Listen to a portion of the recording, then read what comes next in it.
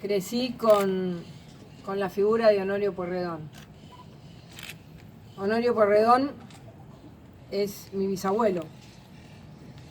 Y desde muy chica, desde que nací, mi abuela me hablaba todos los días de Honorio Pueyrredón, del radicalismo. Me salí un poquito rebelde, pero hoy estamos juntos con el radicalismo ya hace muchos años, que desde el año 1998 que ya estoy muy cerca del radicalismo en las coaliciones que hemos hecho, en los gobiernos en los que he participado, así que creo que tengo más vida política y eso es lo que le hubiera gustado a mi abuela, que a los 15 años me llevó al Comité Radical, me puso la boina blanca y me dijo, tenés que ser radical.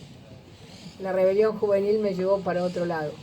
Pero les quiero contar cómo nací con esta historia. Honorio Pueyrredón, compartimos la herencia que nos dejó, un campo entre 9 de Julio y Los Toldos, que se llama La Hidalina, por Hidalina Carneiro de Fontaura, que la nombró muy bien quien habló antes. Otro se llama 5 de abril, por el día en que ganó las elecciones y el fraude patriótico, que patriótico no tenía nada, las anuló. Y le voy a contar esa historia, porque realmente es una historia de lucha muy importante. Además de su trayectoria, de haber sido el representante de la Argentina en la fundación de la Liga de las Naciones en 1919, cuando se comenzó lo que hoy nosotros conocemos como Naciones Unidas, la lucha que tuvo en los gobiernos tanto de Irigoyen como de Alvear, la tristeza que mi abuela me contaba cuando fue el golpe del 30, el primer golpe militar contra la democracia en nuestro país. Y en 1931 decide presentarse a las elecciones después de ese tiempo de exilio, porque los perseguían. Y Honorio, desde la base del campo, de la familia, al que yo voy muy seguido, porque es un lugar que conozco desde que nací, que lo quiero mucho, mi abuela, que murió, mi madre, y ahora me ha tocado a mí la responsabilidad de estar ahí en el casco, donde él, con todos sus hijos, con toda su familia, estaban todos los veranos en ese lugar. Y a mí me toca hoy seguir esa trayectoria. Yo siempre le digo a mi hijo, nunca vendas la tierra, porque la tierra es algo que nos une a nuestro país. Y ese 5 de abril, esas elecciones, Honorio sabía que los conservadores iban a hacer trampa. Y en ese momento se votaba, había una urna, votaban solamente los hombres, todavía no votaban las mujeres, había una urna al fondo y había como una cola, ¿no? Donde estaban los que representaban a los conservadores. Y entonces veían ver pasar a los votantes, que muchas veces trabajaban para ellos o estaban en un pueblo, distintos pueblos de la provincia de Buenos Aires. Imagínense en ese momento recorrer toda la provincia de Buenos Aires. Y entonces a Honorio se le ocurrió algo que uno dice, las campañas políticas son modernas, y uno dice, no, realmente siempre ha habido imaginación para defender la democracia y la república. ¿Qué hizo Honorio?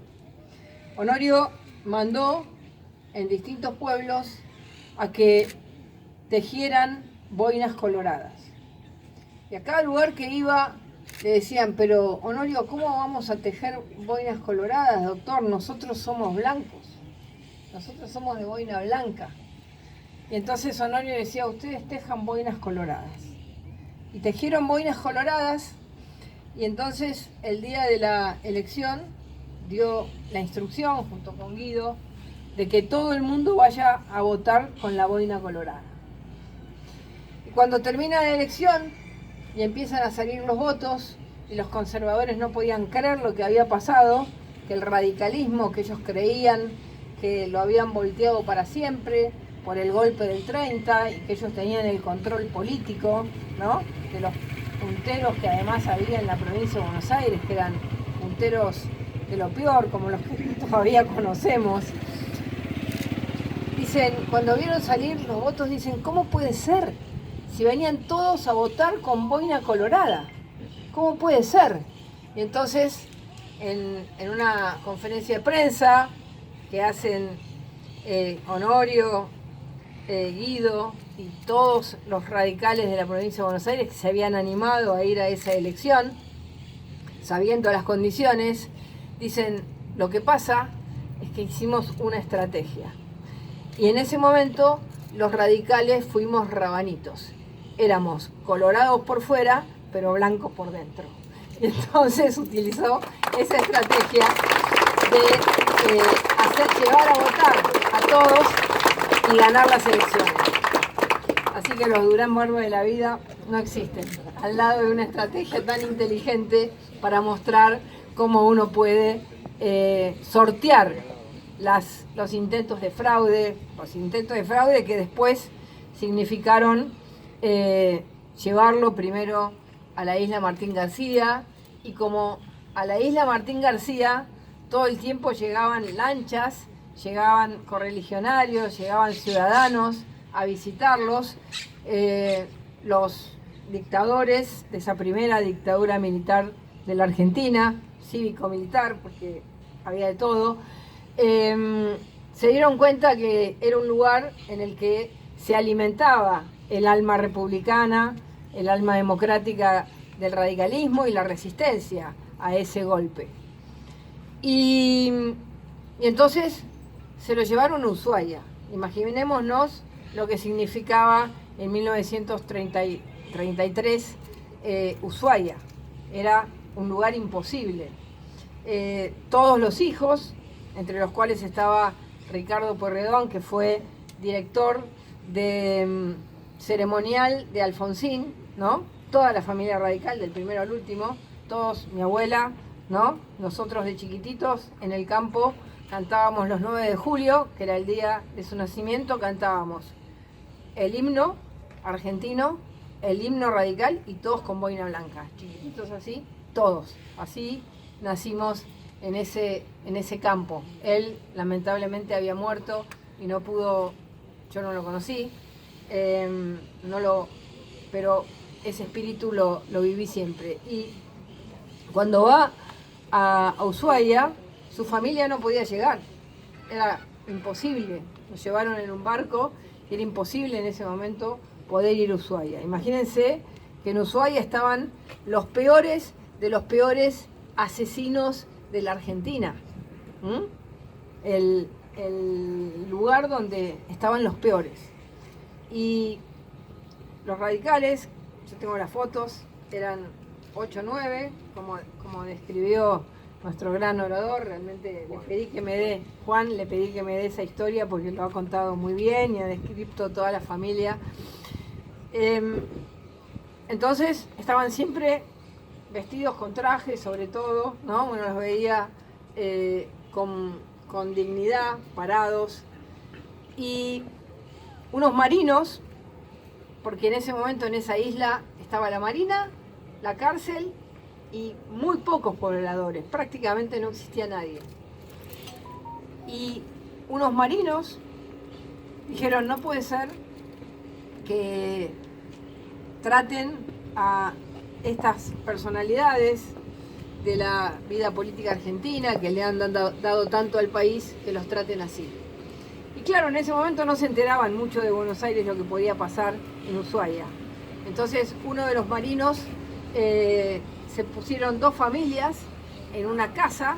Los marinos tenían las casas. Cuando uno va hoy a Ushuaia ve todavía las casas de la marina que están sobre la costa, donde donde está la base de la Marina Argentina, y una de las familias le dice: nosotros nos vamos a mudar con otra familia y les vamos a dar una casa a ustedes en reconocimiento de lo que han hecho por la patria. Y el último tiempo que estuvieron ahí presos, vivieron en la casa gracias a esa familia que la busqué, que la quise encontrar y que nunca pude saber quiénes eran.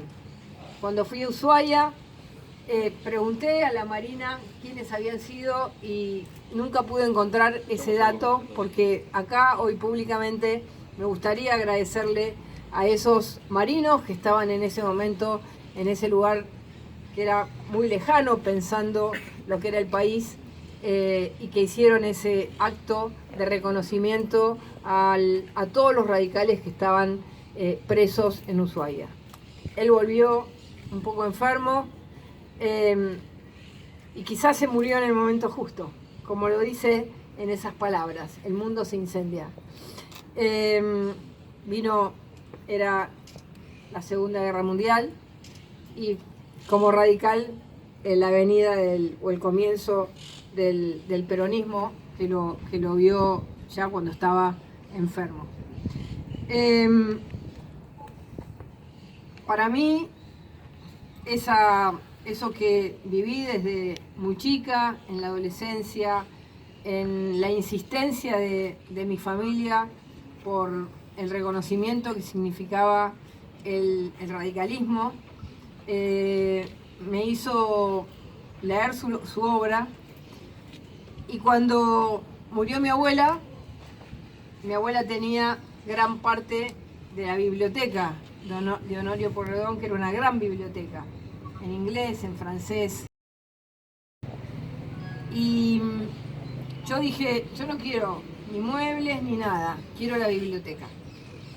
Y tuve una parte de sus libros, me quedé con uno, de Thomas Mann, en inglés, donde está escrito y subrayado por él. Y dije: yo no me puedo quedar con esto, porque esto no me puede pertenecer privadamente.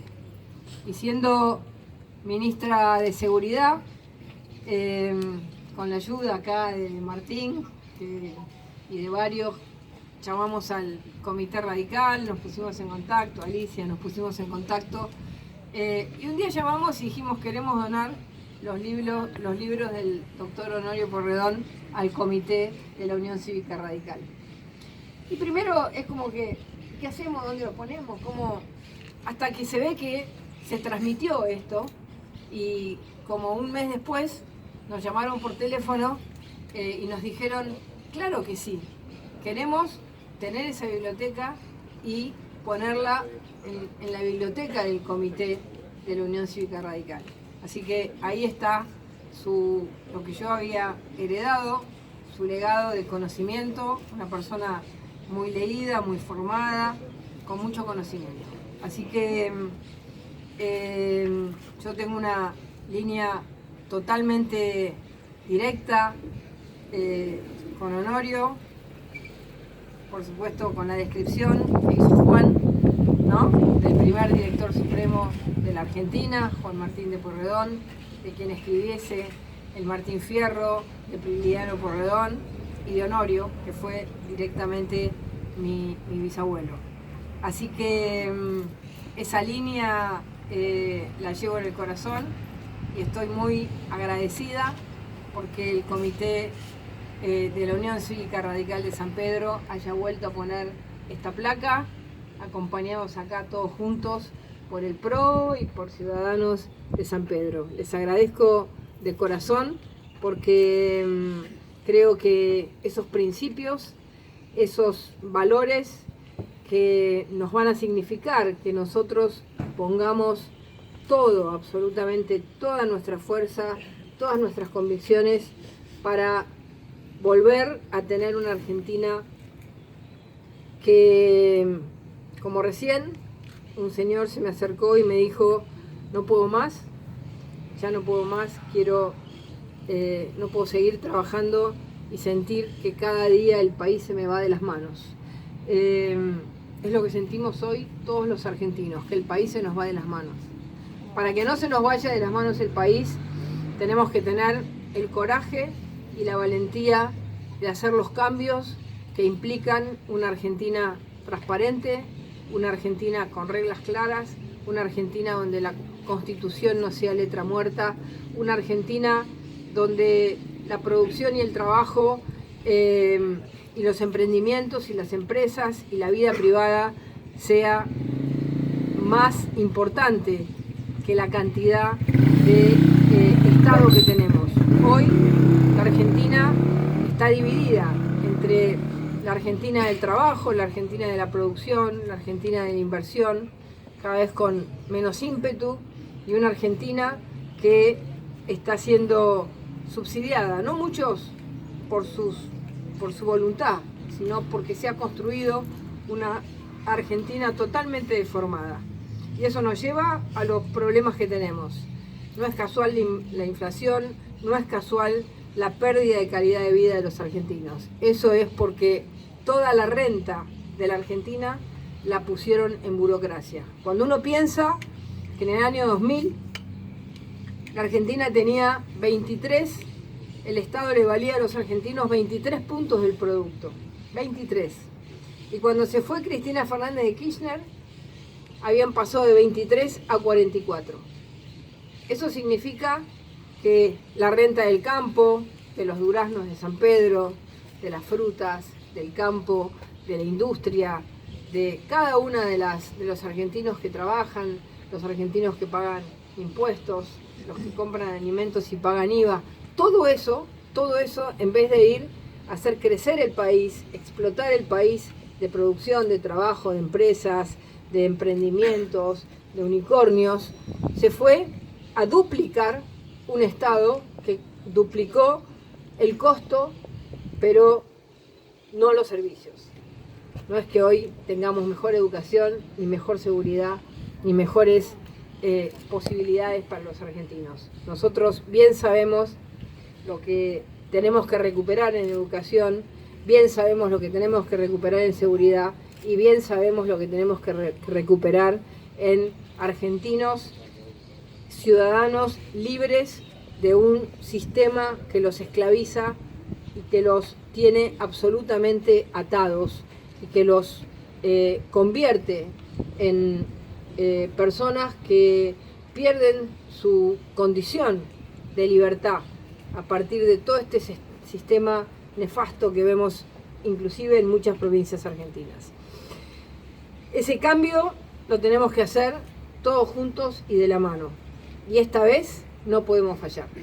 Esta vez nuestro cambio tiene que ser un cambio con valentía, con coraje, con capacidad de enfrentar a todos y cada uno de los que desde ese momento, desde ese primer golpe en 1930, intentaron quedarse con el poder.